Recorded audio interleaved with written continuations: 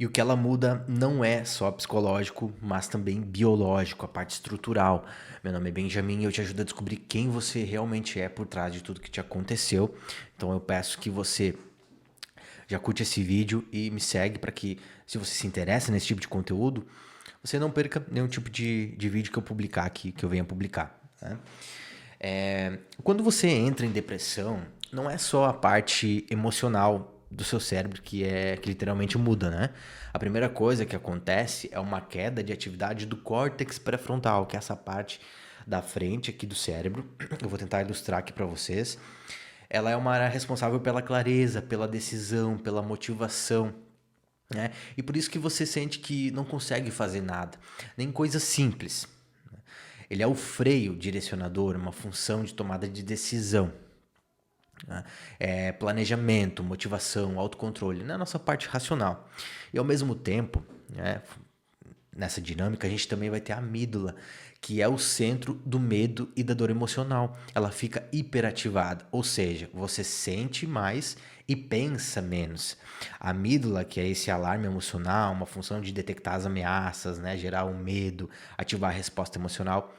E ainda tem mais, o hipocampo, que é o responsável pela memória, construção, do sentido de vida, pode diminuir de tamanho. Então, por isso, parece um vazio, né? Você sente aquela sensação de vazio, sem significado, como se nada tivesse sentido.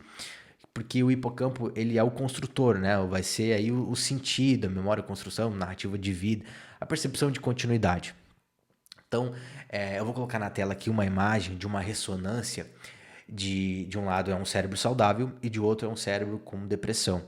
Note que o cérebro depressivo ele está muito menos ativo nessas partes coloridas aí, sinalizadas pelas cores frias até as mais quentes, nas regiões mais ativas, elas demonstram exatamente isso. E a terapia, ela vai funcionar porque ela ativa a nossa neuroplasticidade, que é a nossa capacidade do cérebro de se reorganizar. Na tela, eu também vou estar colocando aqui para vocês um exemplo real dos neurônios se ativando, fazendo conexões. Uma imagem muito legal. Toda vez que você visita, né, revisita as experiências, você entende ela de um jeito novo, você ressignifica aquilo ali. Então, você vai criando novas conexões neurais.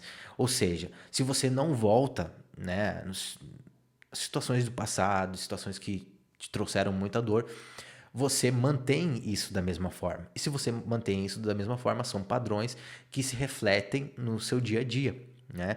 Então, isso vai. É como se a gente estivesse utilizando o sistema antigo para reprogramar uma dor, né, do passado. Então, com o tempo, o córtex pré-frontal ele volta a funcionar melhor. Isso aqui a gente está falando num cenário de terapia, por exemplo, né? A amígdala, que ela vai reduzir essa hiperatividade dela, e o hipocampo ele começa a se regenerar. Então você volta a sentir clareza, com o tempo volta a sentir energia e o sentido, né, de vida. Então, na verdade, você está vendo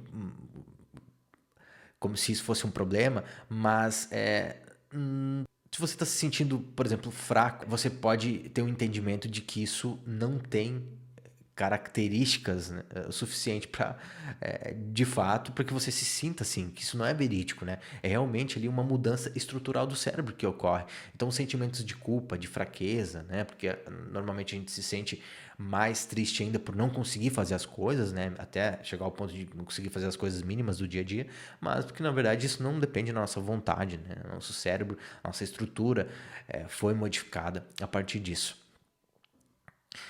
Eu quero ilustrar para vocês, para que fique mais claro, tá? A questão da neuroplasticidade, que é a imagem que eu coloquei dos neurônios funcionando, é como se fossem várias ramificações, né? Essas ramificações, elas acontecem a partir de um evento. Vamos imaginar aí que você teve uma situação traumática, né, durante a sua infância.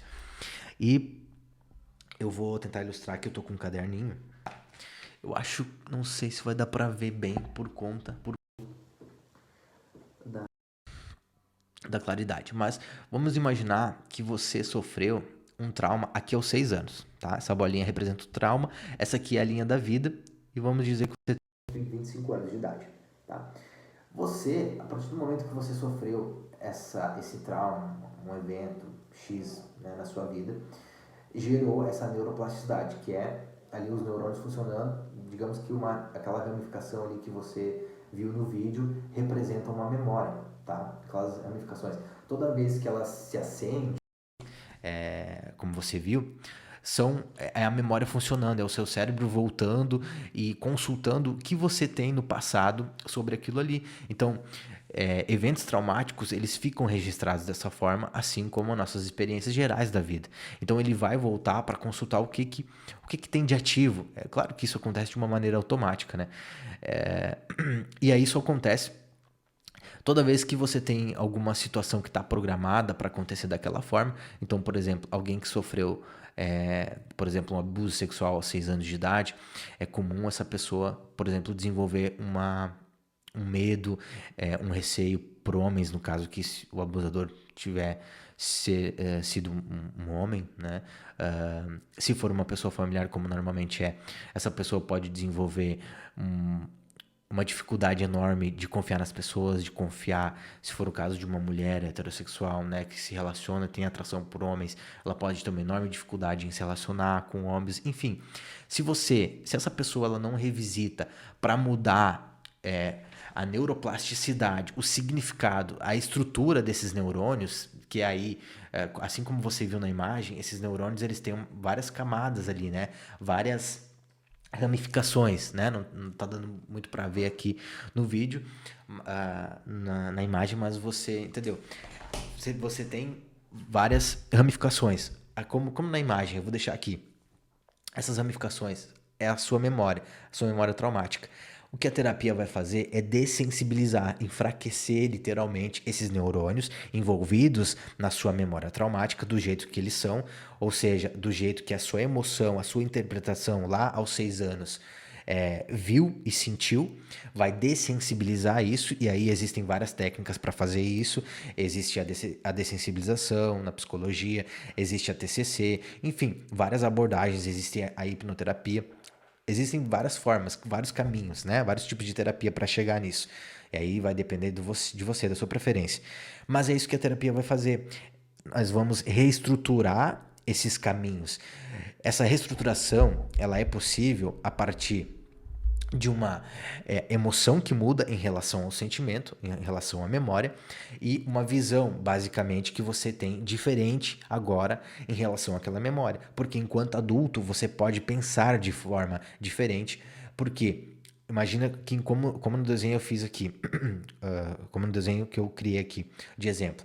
Ao longo da sua vida, depois dos 6 anos, você foi passando por várias outras situações da vida, que podem e muito provavelmente vão, aqui no caso como exemplo, a gente está tratando de uma depressão, vão te deprimindo, vão suprimindo, né? De fato, diminuindo, digamos assim, quem você é.